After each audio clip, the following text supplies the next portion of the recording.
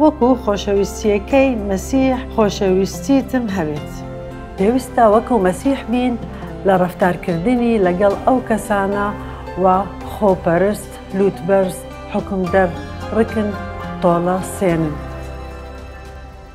ئەوەی عیسا دەیگەیاند بە قوتابیەکان و بە خەڵک جێگای بایەخدان بوو. پەیامەکە دەربارەی ئەو لادانە بوو کە لەلایەن سەرکردە ئاینیەکانی جوولەکەوە بوو. لێرەدا لەگەڵ مامۆستایانی شەریعەت و فەریسیەکان قسە دەفەرموێ. بەراورد دەکات نێوان ڕەفتاریان و ئەو ڕەفتارە کە دەبێ پەیڕەوی بکەن.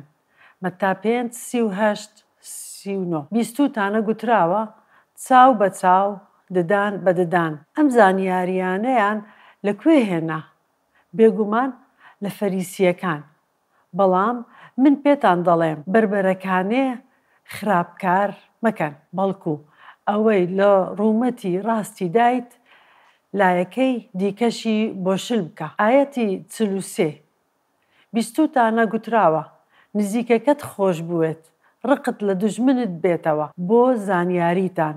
ئەم قسەیە لە پەیمانی کۆندا نییە، بەڵام من پێتان دەڵێم دوژمنەکانتان خۆش بوێ، نۆش بکەن بۆ ئەوانەی دەتان چەوسێننەوە، تاکو ببنە ڕۆڵەی ئەو باوکتان کە لە ئاسمانە. ئەو خۆری خۆی بەسەر چاک و خراپدا هەڵدێنێت، باران بەسەر پیاوچاک و زۆرداریشدا دەبارێنێت. واتە خودا لەگەڵ هەموو ئادەمیزاددان دەستفراوانە. ئەوەی ڕووی دەدا ئەو سەرکردە ئاینەکان شەریعەتیان گۆڕی تا بەو شێوەیە پەیڕەوی بکەن کە خۆیان دەیانەوێ و هەر کاتێک بیانەوێ تۆڵە بکەنەوە. سەرنج بدەن چۆن فەریسیەکان مەرجیاندا نابوو بۆ خۆشویستن. ڕاستپاردەی خودا لە پەیمانی کۆن. دواوتار 22:1-3 ئەگەر گا یان مەڕی هەر هاوڵاتیەکت بینی وێڵ بووە، خۆتی لێگێڵ مەکە،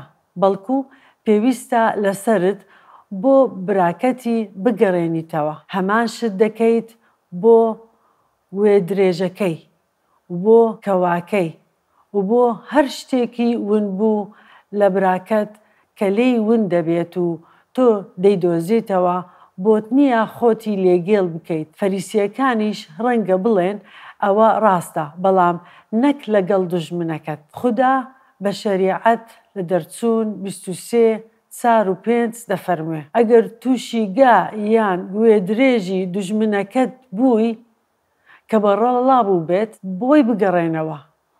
ئەگەر گوێ درێژی ناحەزەکەتت بینی لە ژێر بارەکەیدا کەوتووە، بەجێی مەهێڵە، بەڵکو پەلە بکە بۆ یارمەتیدانی. فەریسیەکان ڕاستپاردەی خودایان گۆڕی و بە خەڵکیان دەگوت مافی خۆتانە تۆڵە بکەنەوە. مەسیحیش قوتابیەکانی فێر دەکات و پێیان دەفەرموێ ڕۆماییەکان فەریسیەکان ڕقیان لێتان دەبێتەوە، بەڵام تۆڵە مەکەنەوە بۆ خۆتان. لێرەدا مەسیح پیوەرێکی نوێی دانا. مەسیح لە سەرخاس نمونەیەکی مەزنمان پێشان دەدات دەربارەی خۆشەویستنی دوژمنان. کاتێک فەرمووی خودایە لێیان خۆش با چونکە نازانن چی دەکەن، چونکە ئاوا خودا جیهانی خۆشویست، تەنانەت تاقەڕۆڵەی خۆی بەخشی. هەروەها چیرۆکی ئیستیفانۆسمان هەیە کاتێک سەرکردەکان بربردیان دەکرد. شاولیش ڕازی بوو لەسەر بەردبارانکردنی لەگەڵیان بوو. ئیستیفانۆس گوتی لە کردار 7:6 ئینجا چۆکی دادا و بە دەنگێکی بەرز هاواری کرد ئەی مەسیحی خاوەن شکۆ، ئەم گوناهەیان لەسەر مەنووسە. ئەمەی گوت و نووست. حکومدەر نەبوو بەرامبەر ئەو کەسانە کە دەیان کوشت. لێرەدا مەسیح پێوەرێکی زۆر بەرزیدانە. دواتر پۆلس لە نامەی ڕۆما 12:18-21 باس لەم بابەتەی کرد و گوتی بەپێی تواناتان هەوڵ بدەن کە لەگەڵ هەموو خەڵک بە ئاشتی بژین. خۆشەویستان، خۆتان تۆڵە مەستێنن، بەڵکو ڕێ بە تووڕەیی خودا بدەن، چونکە نووسراوە یەزدان دەفەرموێ تۆڵە سندنەوە هیمنە، منم سزا دەدەم، بەڵام ئەگەر دوژمنەکەت برسی بوو نانی بدەرێ، ئەگەر تێنووی بوو ئاوی بدەرێ. بەم شێوەیە داگیرسا و لەسەر سەری کەلەکە دەکەیت. با خراپانت بەزێنێت، بەڵکو بە چاکە خراپە ببەزێنە. ئەمە لووتکەی خۆشەویستنە. یۆحەنا لە یەکەم نامەی لە 3:16 دەڵێ: بەما خۆشەویستیمان زانی عیسای مەسیح ژیانی خۆی بۆ ئێمە دانا، ئێمەش دەبێت ژیانی خۆمان بۆ خوشک و براکانمان دابنین. عیسا بە قوتابیەکانی دەفەرمووێ: وا تووشی چەوسانەوە دەبن، بەڵام تۆڵە بۆ خۆتان مەکەنەوە. نافەرمووێ بەرگری لە خۆتان مەکەن، چونکە ئەوە مافە، بەڵام تۆڵە مەکەنەوە. ئەمە دەمانبات بۆ ئەم پرسیارە. وەکو مەسیحی چۆن بتوانین ئەم بنەمایە پەیڕۆ بکەین بێ ئەوەی ڕێگا بە خەڵک بدەین قۆڕخمان بکەن یان خراپەمان بەرامبەر بکەن لە نێو کلێسا. عیسا کارێکی گرنگی داناوە کە بیکەین بەرامبەر ئەوانەی خراپەمان بەرامبەر دەکەن یاخود قۆڕخمان دەکەن.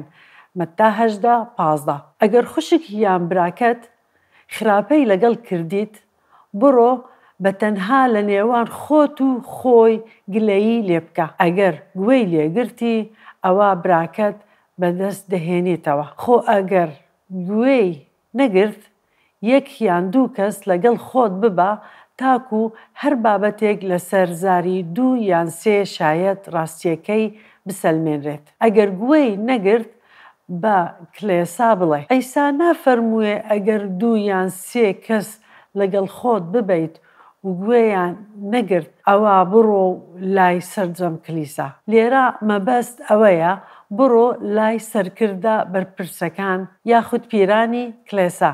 ئەگەر بە گوێی کلیساشی نەکرد، ئەوە بتپەرست و باجگری دابنێ، واتە هیچ پەیوەندیەکت نەبێ لەگەڵ ئەو کەسە، بەڵام دەبێ ئەوت خۆش بوێ، تەنانەت ئەگەر دژمنیشت بێت. ڕێگە مەدە قۆڕخ بکات، پەیوەندیت لەگەڵی ببڕەوە. ڕێگە بدە خودا مامەڵەی لەگەڵ بکات. بڕگەیەکی دیکە هەیە لە گەلاتیا 6:1. پەیوەندی بەم بابەتەوە هەیە: خوشکان، برایان، ئەگەر کەسێک تووشی گوناهێک بوو، با ئێوەی ڕوحانی کەسی ئاوا بە ڕۆح نەرمی ڕاست بکەنەوە.